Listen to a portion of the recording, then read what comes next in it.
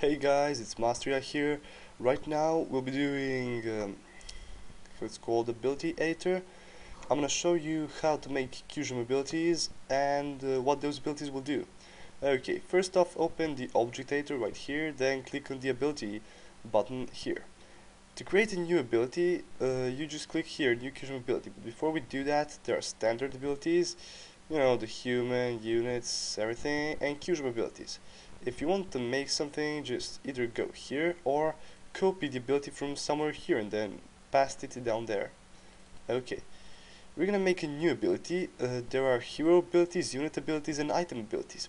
Hero abilities are usually the abilities that can be learned in skills, you know, on that red cross on the right side. Unit skills are those skills that don't have levels, and item skills are the ones that don't even show in your ability box. Instead they just are hidden, you know. However, all of these can be changed, so it doesn't really matter which one do you use. However, the effect of the ability matters. For example, if you use avatar ability, the only thing you can do with that ability is make your character immune, add armor and stuff like that. If you use I don't know, train lightning, then this ability won't breathe fire or anything. No, you can shoot a bolt of anything. I mean, you can shoot a fire bolt, I don't know, but it will jump like pounds, just like train lightning does. So every ability does what it does in normal game, except you can change the animations and stuff like that. If you want to make a completely new and unique ability, you have to use a special ability called channel. It's a hero ability, and it's quite special in the fact that it does exactly nothing. However, you can script it any way you want and add triggers to it. So let's just create a new channel ability named Fire Blast. Okay, now I won't be covering all of these things, just some important ones. The animation name. Okay, the animation name, let's just take Blood Mage for example. When you click on Blood Mage, there are animations on this side of the screen. You can change the animations to how it is stand, walk, attack 1, attack 3, death, separate, spell, and spell channel. The current spell animation name is set to spell channel. So this is what he's gonna do when he casts spell. Let's see. Okay, I like this one more, so I'm just gonna leave it to spell. I'm gonna remove the channel. The button position does same thing as unit button position, and Y should always be it should always be 2 or 1. If it's 0, it makes no sense whatsoever. So we want the spell in bottom row or the second bottom. And X can be from 0 to 3. Let's just say 0. This ability is gonna be on left down corner. Okay, the caster art is the thing that's gonna appear above you when you cast this spell, and let's just find something fiery like Ancestral Spirit. Okay, the effect of this ability, let's just delete this effect because it's a bound effect that connects both caster and target effect. So let's just leave it empty. The icon, it's the icon of this ability. Let's just put this something fiery like Fire Blast. Okay, Firebolt. The icon research is the same icon, should be the same icon as this.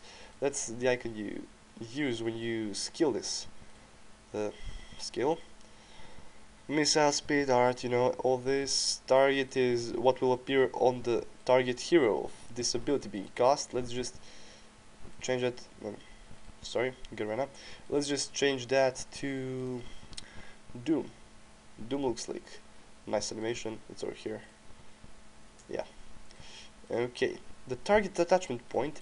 There are a bunch of attachment points. They're all in the description.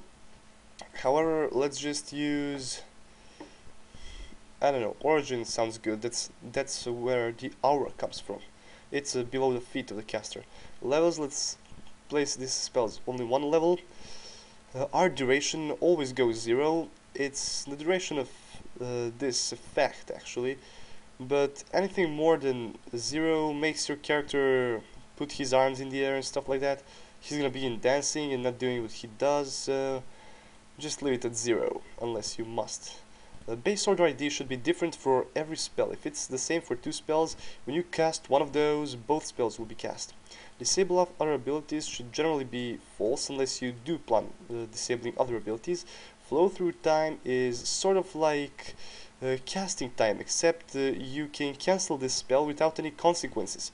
If you cancel this spell during its flow through time, nothing will happen. You won't waste mana and it won't go on cooldown. I'm gonna set it to 0. Options are very important. You always want your spell visible, unless it's sort of an aura or special effect does nothing. And you should pretty much put targeting image if you plan this spell on being area of effect spell. That's the circle that appears when you cast area of effect spell. The other 3 are related to jazz and triggers, and we won't touch them. They are very advanced, so let's just leave it at that. The target type, let's just make it point target and give it 200 AOA. Okay, cast range should generally be, I don't know, 700, depending on how far you want this to be.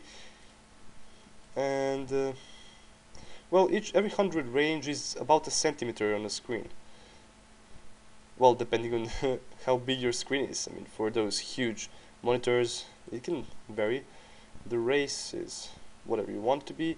Cooldown, duration, cooldown, let's put it 10 seconds.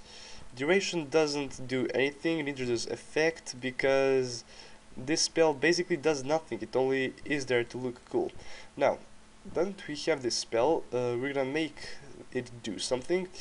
Okay, let's open a trigger editor, make ourselves a new trigger, Fire Blast, and what we're gonna do, let's put event. Event is unit starts the effect of an ability. It always, no, that stops effect, yeah. It's always this one. If you put starts casting an ability, that means he can cancel the ability and then nothing will happen. However, if you put finishes casting an ability, that means even if you finish casting ability and then move your hero before his animation is over, nothing will happen. So just the best thing is to leave it at starts the effect of an ability. Condition, ability being cast equal to hero Fire Blast. And action, okay, let's set some anti-leak system. Unit group, it's unit group, right? Okay, unit group is units in 200 range, because this area of effect of this spell is 200 range. Of point, and it's gonna be a point, right? Okay, now let's just set the point target of ability being cast, target point of ability being cast. Then unit group, pick every unit in unit group, and let's just add a condition. If condition player owner of picked unit equal to owner of triggering unit. This just makes sure you don't kill your own units with this. You can add it for your allies or anything, but in FFA map, let's just put it like this. Then action, let's just, I don't know, kill all these units. Kill the picked unit. And let's remove the leaks by doing QGIM scripts. Call destroy group UDG unit group. I have covered the basics of the leak removal in earlier video, I think. Yeah, I did.